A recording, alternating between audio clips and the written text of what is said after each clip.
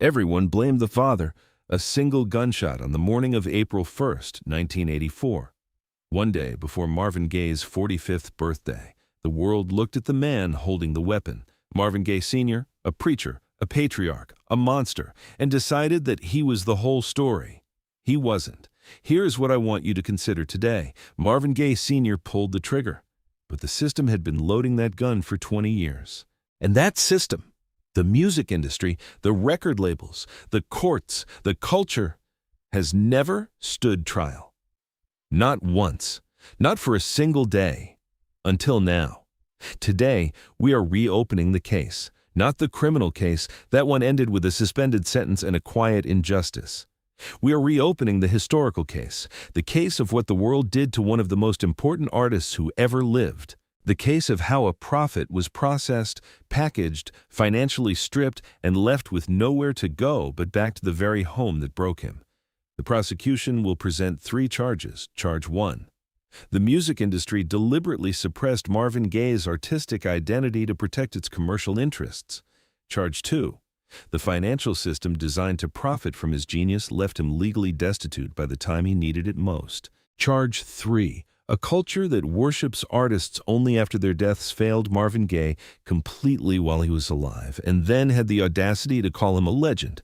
The defense will have its say. There are 2 sides to every argument, and I will not pretend otherwise. But by the end of this, I want you to make a decision. Not about guilt, about responsibility.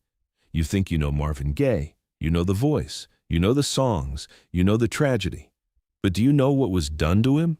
Do you know who benefited? Do you know why, in 1983, a man who had sold tens of millions of records was forced to move back in with his abusive father because he had no other option? Because here's the truth that no greatest hits album will ever tell you. Marvin Gaye was not destroyed by his demons. He was destroyed by a system that used him up, squeezed him dry, and then stepped back and watched. The trial begins now. To understand what the system took from Marvin Gaye, you first have to understand what he started with. Washington, D.C., 1939. A modest house on 1st Street Southwest, a boy born into contradiction. His mother, Alberta, was grace in human form, gentle, devout, utterly convinced that her son had been touched by something divine. She heard it when he was 4 years old, a voice that could silence a room before it even knew a song. She nurtured it with the patient certainty of someone who understood they were tending to something sacred. His father, Marvin Gaye Sr., was a different kind of force entirely. A storefront preacher, a man who wore the Bible like armor in public and wielded it like a weapon at home. By the accounts of Marvin himself, and by every serious biography written about him, the Reverend was a man of profound repression, unpredictable cruelty, and what some historians have called calculated psychological warfare against his own children. Marvin would later describe it plainly. Living with his father was like living with a king, a very peculiar, changeable, cruel, and all-powerful king. Now, here is where most storytellers pause and say, and that is where the tragedy began.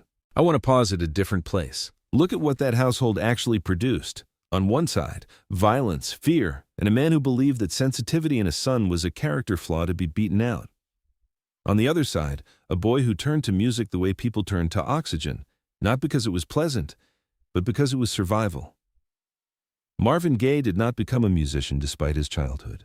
The pain of that childhood was the raw material. The church, where he discovered his voice among hymns and harmonies, became the first place in his life where he was not afraid, where something he possessed, his gift, was valued rather than punished. He taught himself piano by ear. He developed perfect pitch. He studied gospel quartets and doo-wop harmonies with a devotion that bordered on obsession. He sang in the pews, not just for God, but for himself, for the version of himself that wasn't being diminished at home. And then he left. In 1960, Marvin Gaye followed his mentor Harvey Fuqua from Washington, D.C. to Detroit, to Motown, to the record industry. And here is the first charge I lay at the feet of that system. They took the church from him and gave him commerce in return. The church, for Marvin, was authenticity. It was the space where his voice existed on its own terms. When he arrived at Motown, that space was immediately reshaped. He was handed a role, not a platform. An image, not an identity. He was told in so many words what kind of artist he was allowed to be.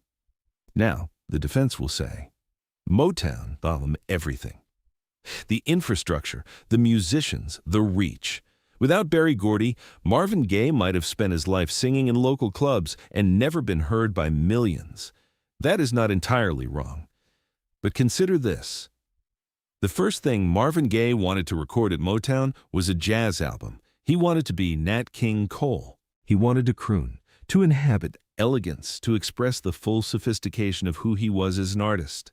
Berry Gordy said no. The label needed a different product. So Marvin Gaye, a man who had built his entire inner world around the freedom of authentic expression, walked into one of the most powerful music machines in American history and was immediately asked to be something else. You have to ask yourself, what does that do to a person? Not in one conversation, not in one rejected album pitch, but over years, over a decade of being steered, shaped, and corrected? The answer is not simple. The hits came, the voice matured into something extraordinary, and Marvin, being Marvin, found ways to pour his truth into whatever vessel they handed him. But the pressure was always there. The gap between who he was and what they wanted him to be, that gap never closed. It only grew wider, and eventually it became a wound. Before we go further, I want to put a question directly to you. Do you believe an artist has to suffer to create something transcendent? Or do you believe we use that idea to justify systems that exploit rather than protect the people who make the music we love? Drop your answer in the comments, because that question matters for everything that comes next. Let's talk about what Motown actually did, because this is where the historical case becomes undeniable. By the mid-1960s, Marvin Gaye was one of the label's most important artists. Stubborn Kind of Fellow, Hitchhike, Pride and Joy, How Sweet It Is, the hits stacked up. He was handsome, magnetic, and marketable. The Prince of Motown, they called him. A crown he wore, by his own admission, with quiet resistance. He was also deeply unhappy. The duet era, Marvin recording with Mary Wells, Kim Weston, and then Tammy Terrell, brought him enormous commercial success and genuine moments of joy. His chemistry with Tammy Terrell produced some of the most tender recordings in soul music history. But in 1967, Tammy collapsed in his arms on stage in Virginia. A brain tumor. She would be dead by 1970. Marvin Gaye never fully recovered from that loss. He withdrew. He refused to perform. For 2 years, he disappeared from the stage entirely. And in that silence, something shifted in him permanently. He stopped caring about what the label wanted. He started caring, for the first time with full commitment, about what the world needed. What came next was, What's Going On? In 1971, Marvin Gaye submitted to Motown a concept album unlike anything the label had ever considered releasing. It was a meditation on Vietnam, poverty, ecological destruction, and the spiritual disintegration of America. It was built around a suite of interconnected songs rather than radio-friendly singles. It was political. It was dense. Was uncommercial. That it would confuse was uncommercial. That it would confuse audiences. That it had no business being a Motown record. The label sat on it. Marvin Gaye's response is one of the most consequential acts of artistic defiance in music history. He told Berry Gordy that he would never record another song from Motown if the album was not released. He held the entire label's most productive hostage to his own integrity. Gordy blinked. The album was released in May 1971. What's Going On sold 100,000 copies in its first week. It went on to become one of the best-selling and most critically revered albums ever made. Rolling Stone would eventually rank it as the greatest album in the history of American popular music. Now think carefully about what that story actually tells us. The label's judgment, the professional, commercial, industry judgment of one of the most successful music executives in history, was catastrophically wrong. The artist was right. The artist fought. The artist won. And the world is immeasurably richer for it. But now ask the second question. How many times did Marvin Gaye not win? How many songs were shelved? How many creative directions were quietly discouraged? You're the Man, a brilliant follow-up single that Gordy rejected in 1972, sat unreleased in a vault until 2019. That is 47 years of a Marvin Gaye recording that the world was not allowed to hear because a label executive decided it wasn't right for the market. And then there is the money. This is the charge that the music industry has the least defense against. Marvin Gaye was, throughout the 1970s, one of the highest-earning artists in America. Let's Get It On, I Want You, Here, My Dear, albums that sold millions, that generated revenues that would be staggering in any era. When Marvin Gaye died in 1984, he was nearly broke. His divorce settlement from Anna Gordy Gaye, Berry Gordy's sister, a marriage that had its own complicated dynamics of power and dependency, required him to hand over royalties from an entire album to pay her. That album was Here, My Dear, a raw confessional record about the dissolution of their marriage, now considered a classic. He paid his divorce settlement in music. Then came the IRS. Marvin had spent freely, lived extravagantly, and trusted others to manage his finances. The debts accumulated. By the early 1980s, he owed the United States government over $1 million in back taxes. Creditors were closing in. He fled to Europe, first London, then Ostend, Belgium, to escape the financial pressure. Think about that geography for a moment. A man who had given America some of its most essential music was living in exile in Belgium to avoid his tax bill. His label had profited enormously from his work. His royalty structures, common for that era, ensured that a disproportionate share of the revenue from his recordings flowed to the label rather than to him. The system that had extracted his genius for 2 decades had not built a safety net. It had built a machine. And when the machine broke down, Marvin Gaye had nothing left. The defense will say, Marvin made his own choices, he spent the money, he made bad decisions. He was not a child, he was a grown man responsible for his own finances. That is fair, it is not wrong. But I want you to sit with this. A man who had been controlled since childhood, by a violent father, by a calculating label, by a marriage that entangled him with the very family that ran that label, was supposed to sit in to have developed the financial independence and psychological stability to protect himself from all of that? No one taught him how. No one around him was incentivized to show him. And when the money ran out, the industry that had made billions from his voice had nothing left to offer him. So he went home, back to his parents' house in Los Angeles, back to the place where the fear had started, back to the man who had spent 40 years diminishing him. Comment below. Do you think Motown was primarily a creator or a captor of Marvin Gaye's talent? I want both sides. Argue your case. On the morning of April 1st, 1984, a heated argument broke out in the Gaye family home on Gramercy Place in Los Angeles. The details, as reconstructed from testimony and reporting, are both mundane and devastating. Words were exchanged. Voices escalated. Marvin Gaye Sr. retrieved a gun, a weapon that his son Marvin had given him as a Christmas gift, and shot Marvin Gaye Jr. twice at close range. The second bullet pierced his heart. He was pronounced dead at 10:01 in the morning, one day before his 45th birthday. The official story, as it is usually told, stops roughly there. The father was charged with first-degree murder, but before the trial, doctors discovered that Marvin Gaye Sr. had a previously undetected brain tumor, a meningioma that physicians suggested could have contributed to behavioral changes and impaired judgment. The charge was reduced to voluntary manslaughter. He pleaded no contest. He received a suspended sentence. He served no prison time, and he died 5 years later in 1998. Many people called this outcome unjust. I'm not going to argue the legal question today. I'm going to argue the historical one, because the moment most people focus on, the gunshot, the argument, the final morning, is the ending of a story that had been building for 4 decades. And if you only look at the ending, you miss the entire case. Why was Marvin Gaye living in his parents' home in 1983? Wanted to reconcile with his father, or because he was sentimental about his childhood. He was there because the sexual healing tour, his commercial comeback, his attempt to rebuild, had ended with him physically depleted, financially constrained, and emotionally shattered. The paranoia that had stalked him for years had intensified. He performed in bulletproof vests. He had his security detail carry weapons. He spoke in interviews about premonitions of death with the matter-of-fact tone of someone who had accepted an outcome, not feared it.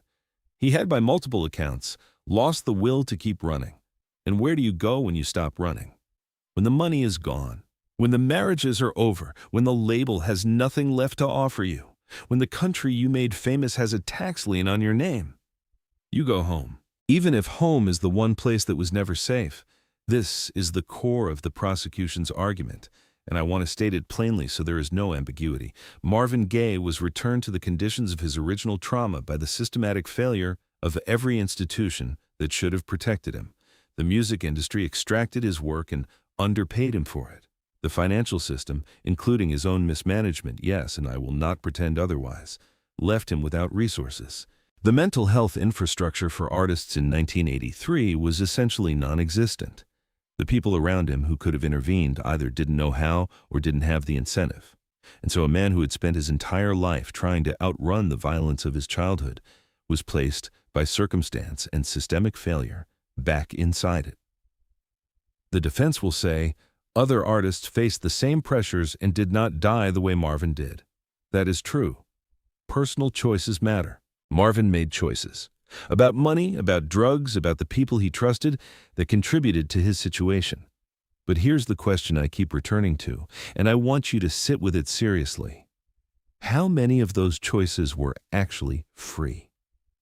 A man who grows up under systematic psychological abuse does not develop the same relationship to authority, to money, to self-worth, to stability as someone who does not. Marvin Gaye's cocaine use, his paranoia, his financial chaos, these are not random character flaws. They are the traceable, documented consequences of decades of unresolved trauma layered on top of industrial exploitation. The trigger was pulled by his father. But the room he was standing in, that room was built by the system. I want to put the central question of this trial to you directly now. And I want you to answer it in the comments with a real argument, not just a feeling. Who bears more responsibility for Marvin Gaye's death, his father or the system that left him no alternative to walking back through that door? Choose a side. Defend it. I will read every response. Here is what the system did not anticipate. It thought that when Marvin Gaye died, the story ended. The voice went silent. The debts were settled in probate. The catalog was processed and filed. Another tragedy. Another artist consumed by his own instability. The machine moves on. What actually happened was the opposite. Marvin Gaye's death did not quiet him. It amplified him. And in the decades that followed, his voice rewrote the rules of the very industry that had broken him. Let's start with the most dramatic act of posthumous justice in music history. In 2013, Robin Thicke and Pharrell Williams released Blurred Lines, a song that became one of the best-selling singles of the year. It was everywhere. It was inescapable. And listening closely, Marvin Gaye's estate heard something unmistakable. The groove, the feel, the DNA of Got to Give It Up, a 1977 Marvin Gaye track that had never received adequate commercial credit during his lifetime. The estate sued. In 2015, a federal jury sided with the Gaye family, awarding them more than $7 million in damages. The verdict sent a shockwave through the music industry that is still being felt today. Copyright law, the very legal architecture that had allowed Marvin's sound to be sampled, borrowed, and built upon without commensurate compensation throughout the 1980s and 1990s, was fundamentally re-examined because of this case. A dead man rewrote intellectual property law. Think about that. The industry had spent 20 years exploiting Marvin Gaye's sound. 2 decades after his death, his estate walked into a federal courtroom and won. Not symbolically, legally, financially, with consequences that forced every label, every producer, every artist to rethink how they used the musical inheritance Marvin had left behind. And then there is the matter of his artistic legacy, which is, if anything, even more staggering. Where do you hear Marvin Gaye in 2024? The honest answer is everywhere. D'Angelo spent the 1990s rebuilding his entire approach to music on the foundation of Marvin's falsetto and his willingness to make vulnerability the center of a black masculine artistic identity. Voodoo, D'Angelo's masterpiece, would not exist without What's Going On.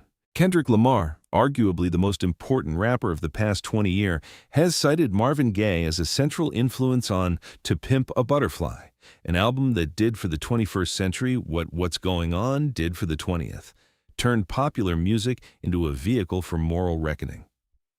Kendrick asked the same questions Marvin asked. He just asked them over hip-hop instead of soul.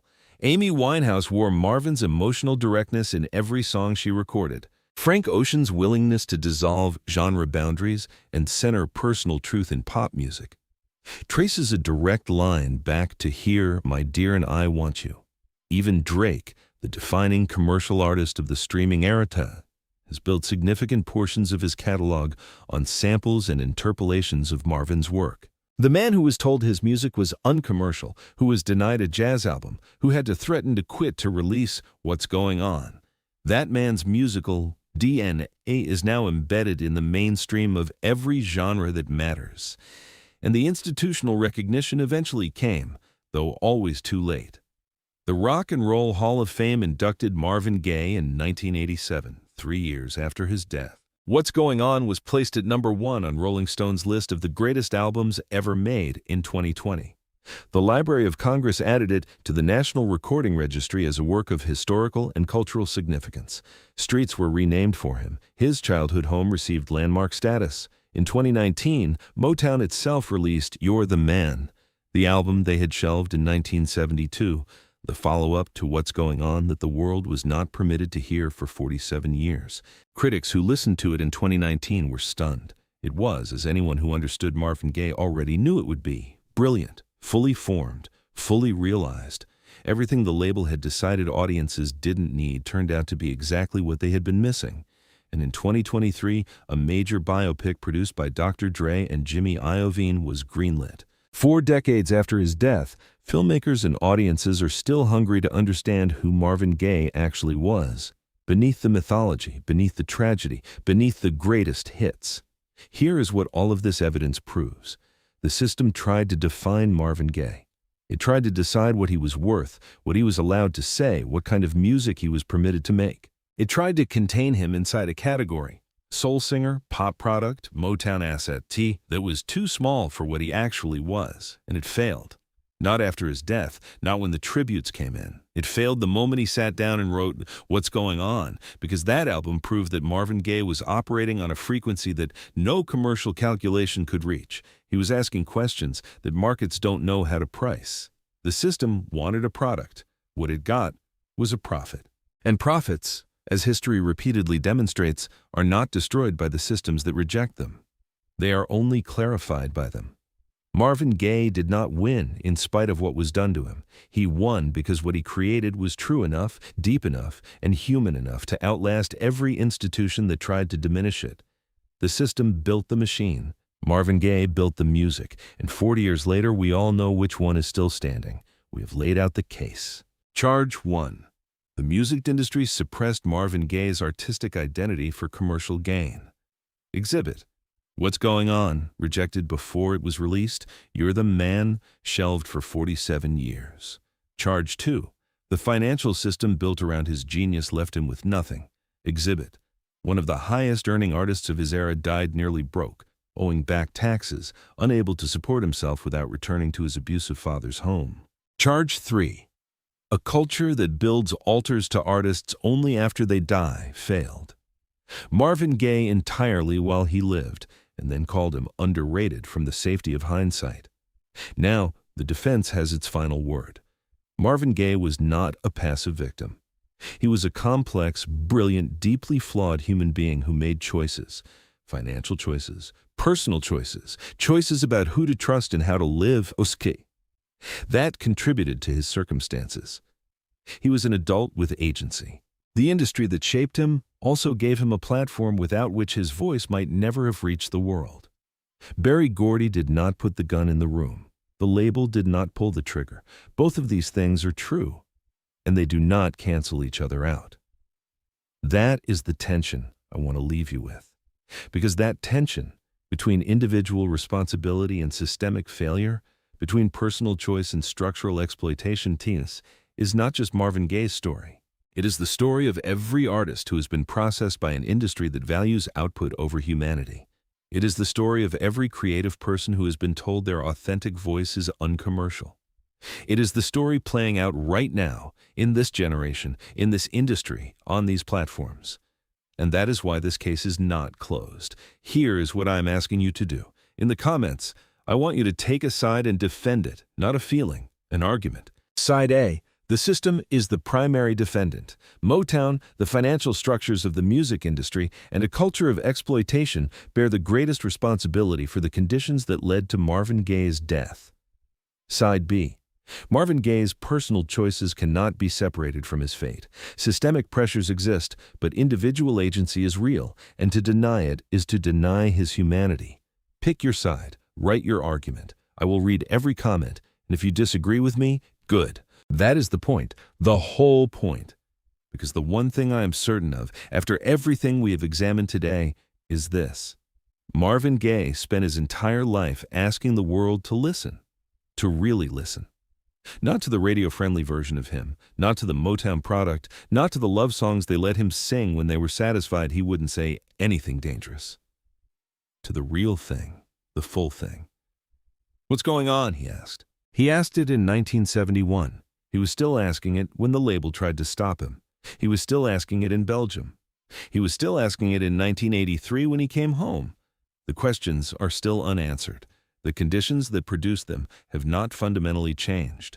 And every time you press play on that album, every time his voice comes through your speakers and asks you to actually think about the world you are living in, you are doing the one thing that a record label, a tax lien, a broken system, and even a gunshot could not stop.